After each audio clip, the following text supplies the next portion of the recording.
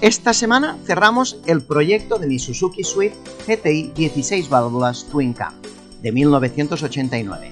Por fin, y después de un poco más de 2 años, terminamos el proyecto de restauración de esta preciosa y rara unidad de Swift. Hace un poco más de 2 años lo encontramos abandonado en una campa de Manresa y poco a poco hemos terminado la restauración con mucho éxito, tanto a nivel mecánico y de chapa. Eso sí, a nivel económico ha sido una ruina. Luego, al final del vídeo, os lo cuento.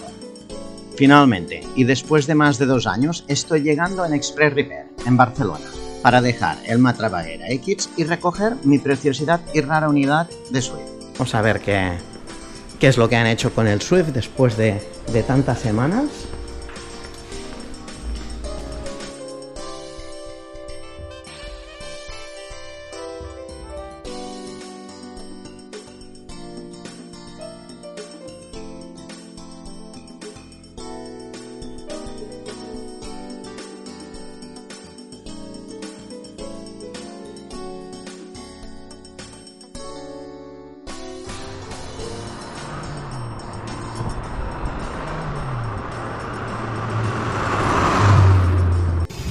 Me llamo Marc y soy un enfermo de los coches.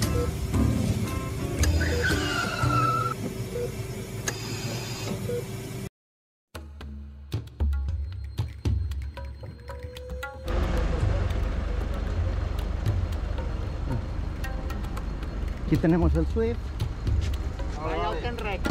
Hoy os voy a explicar por qué el Suzuki Swift es un coche importante para mí. El Suzuki Swift GTI 16 válvulas Twin Cam MK1 creó una categoría completamente de utilitarios de altas prestaciones. Un coche pequeño, de motor de 1.3 litros y 700 kilos de peso, y que desarrollaba 100 caballos de potencia. Por desgracia, el Swift barato y alegre en el que se basaba no se tradujo en un precio bajo, ya que se vendía traducido a la inflación de 1986 a 2023 en un poco más de 40.000 euros. La verdad es que no hubo mucha gente que compró el Swift MK1 GTI de 1986 a 1989. ¿Y por qué? Pues porque el precio era totalmente absurdo. Era un precio carísimo y ahora es una de las razones por qué es un rara avis este vehículo verlo circular por nuestras carreteras.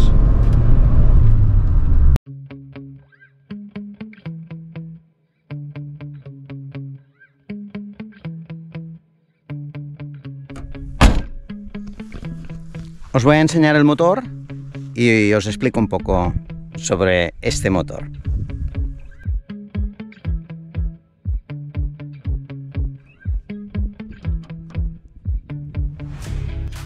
El Swift GTI 16 válvulas Twin Cam estaba diseñado para atraer tanto a los extrovertidos como a los clientes más tecnófilos.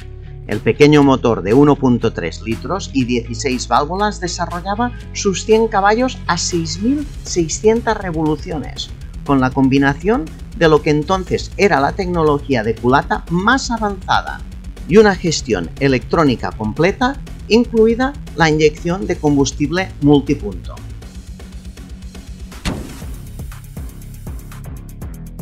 ¿Y cómo es el exterior del Suzuki Swift 16 válvulas? Pues os enseño ahora las cosas más relevantes del exterior del vehículo. La suspensión, aparte de la adopción universal de muelles helicoidales para el eje trasero, era básicamente la misma que lo de los Swift de serie, pero con llantas más grandes, de 13 pulgadas y neumáticos de perfil bajo, 165-65. Una decepción fue que eran de acero, con cubiertas aerodinámicas de plástico, en lugar del bonito juego de elegantes aleaciones que cabría esperar al gastarse un poco más de 40.000 euros. Esto es Marc's Garage y cada jueves hay estreno. Una de las cosas que más me gustan del coche es su frontal, con su aparatoso parachoques que incorpora unos faros gigantes antinieblas. También llevaba unas molduras alrededor de los pasos de rueda trasero y una pequeña extensión aerodinámica sobre la luneta trasera que te recordaba que era un coche deportivo y, según Suzuki, proporcionaba al GTI una cifra aerodinámica de 0,37, bastante razonable para una carrocería tan pequeña y abrupta como el del Suzuki Swift MK1. ¿Y cómo era el interior del Swift? Pues el coche tenía un ambiente más lujoso que el Swift de 3 cilindros de toda la vida. Los asientos eran de tela estampada en 2 tonos, con inserciones de las puertas del mismo tipo de tela.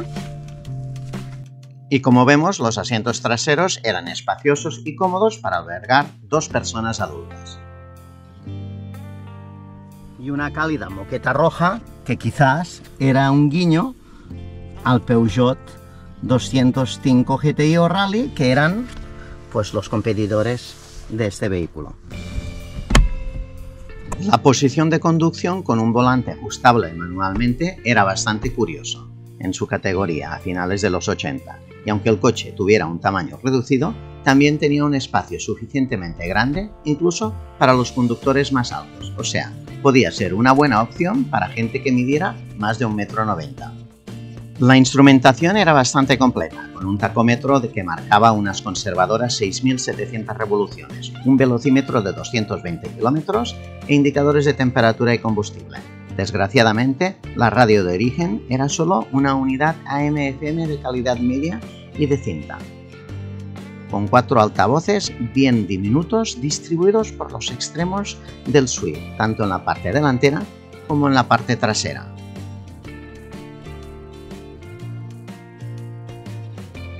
En la parte delantera encontrábamos un cenicero muy típico en los coches de los años 80 y 90, al mismo tiempo que encontraban sitio en la parte trasera para ponerle uno. Sin duda alguna, los materiales se ven de calidad, especialmente después del paso del tiempo y después de que esta unidad estuviera 20 años abandonada. Y aunque el coche no era tan grande por fuera, sí que lo era en términos de diversión al volante en una carretera de curvas. Y esto es lo que vamos a ver ahora. ¿Qué os parece si vamos a ver el maletero del vehículo? Os explico un poco.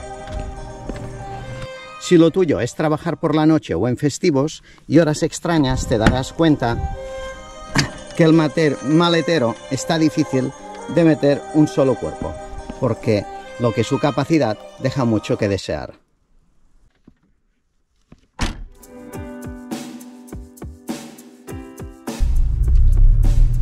Hemos venido a una carretera bastante bonita en dirección a Marganell, aquí en la provincia de Barcelona. Me encanta esta carretera para venir a probar los coches. Una de las cosas de este Suzuki Swift es que es bastante rápido, de 0 a 100 en 8,6 segundos. Me imagino que hoy en día vais a decir, hombre, rápido no, pero si esto lo ponéis en el contexto de 1986, que es cuando fue fabricado, pues sí, era un coche bastante rápido. ¿Y cómo lograba esta velocidad o este tiempo récord? Pues bueno, tenía 750 kilos de peso este coche, y aparte de los 750 kilos, los ingenieros de Suzuki hicieron un gran trabajo con la caja de cambio. Nos tuvieron engañados durante muchos años pensando que se cortaba a 6.600 las revoluciones. Yo no lo he probado ni ahora en esta prueba ni cuando era joven, pero sí que lo vi con el coche de mi amigo, que ya llegaba hasta los 7.500, que es cuando el motor le cortaba y hacía el pa pa pa pa pa pa, y luego cambiaba de marcha. Increíble, increíble de verdad, estos motores, lo bien que estaban fabricados, con una culata totalmente súper novedosa y un sistema multipunto de inyección que era de los primeros, y un coche pues que podías disfrutarlo muchísimo a este nivel. La conducción de este Suzuki Swift es sencilla, poco ruidosa, me gusta muchísimo. Después de más de 30 años, la calidad del vehículo está clara, no hay se estuvo 20 años al sol cociéndose, se coció la pintura, por eso se tuvo que pintar, pero no hay ningún plástico, volante, nada rajado dentro, o sea, podemos decir que la calidad de los materiales era bastante buena. Hubiéramos dejado 20 años al aire libre un Opel Kadett, por ejemplo, y el interior seguro que estaría totalmente deshecho. Una de las cosas que me sorprenden es que lo puedes conducir como ahora, en bajas revoluciones, 2000, 3000, y el coche no te parece mucha cosa, pero cuando haces que suba por los 4500, bueno, es desenfrenante la velocidad, la fuerza, el agarre que te da. Lo único que un poquito en las curvas de delante parece que se vaya. Muy divertido y comparable al 205. La única gran diferencia es que el 205 hace un sonido de carburación especial que este Suzuki pues no la hace, ¿no? Es más digital, yo diría. El otro es más análogo. El hecho de carburación o inyección multipunto pues cambia esto. Vamos a ver si lo puedo subir ahora que viene una recta. Lo notaréis el sonido.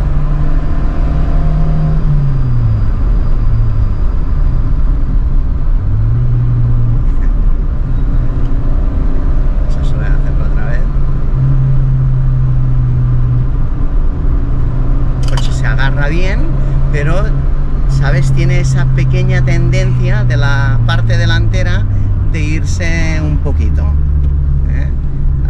Pensé que era mi coche, que tenía algún problema de suspensión, pero luego leyendo la gente profesional, ¿no? del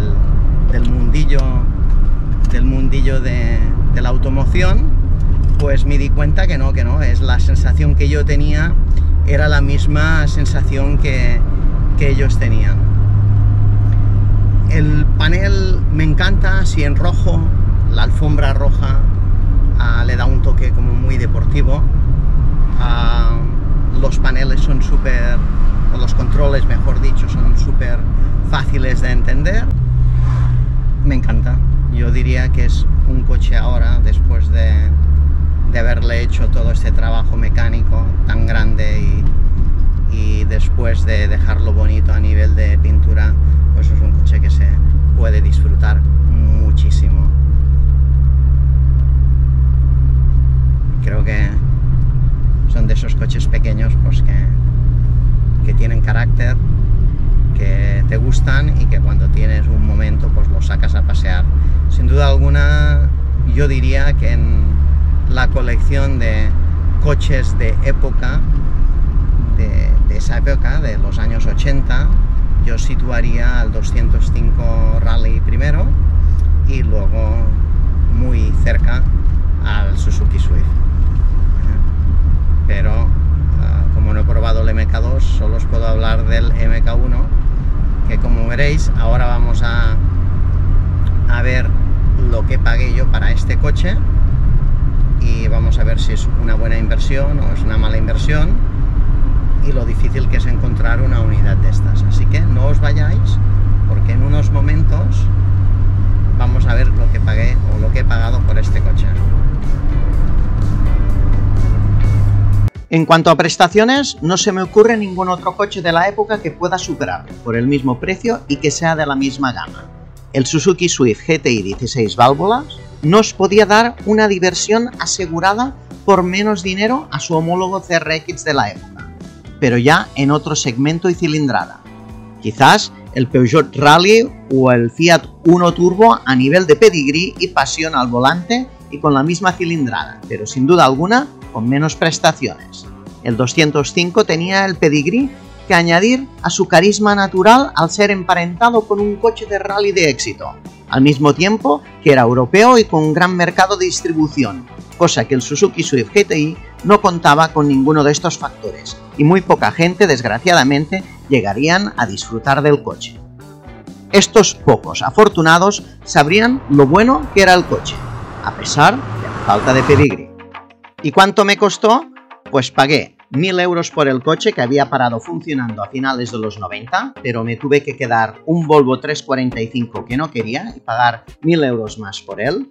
Unos meses más tarde ese coche lo vendí por 500 euros, así que le tenemos que añadir los 500 a los 1.000, luego más un cambio de nombre de 100 euros, un subtotal de 1.600. De allí le añadimos el coste de unos neumáticos, 300 euros más, le hicimos frenos, latiguillos, limpieza del depósito de gasolina, bomba de gasolina nueva, limpieza de los inyectores, 200 euros más, alfombras, a solucionar problemas eléctricos, bomba de agua, distribución, todas las correas, filtros, bujías, cableado, bobina, limpieza de circuito, reparación y limpieza del radiador roto, cambio de aceite, cambio de líquido de frenos, cambio de líquido de dirección asistida, cambio de líquido de la caja, etcétera, etcétera, etcétera. O sea, un total de más de 3.500 euros en piezas que faltaban, servicio y mano de obra.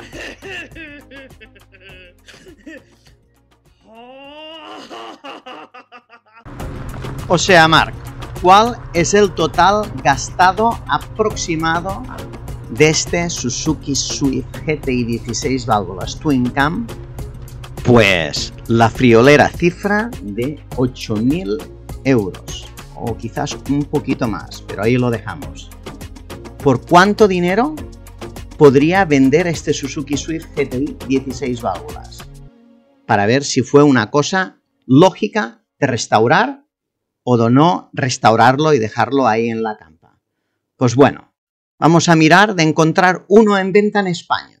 Hay dos buscadores bastante grandes, Milanuncio y Wallapop. Pues tanto en Milanuncios como en Wallapop no hay ninguno a la venta. Y si hacemos una búsqueda europea, a Autoscout 24 por ejemplo, tampoco encontramos ninguno. O sea, solo queda preguntar, ¿alguno de vosotros me lo compraríais por 8.000 euros? Pues me lo dejáis en los comentarios. Así que, hasta hoy es todo, amigos. Me llamo Marc y esto es Marc's Garage.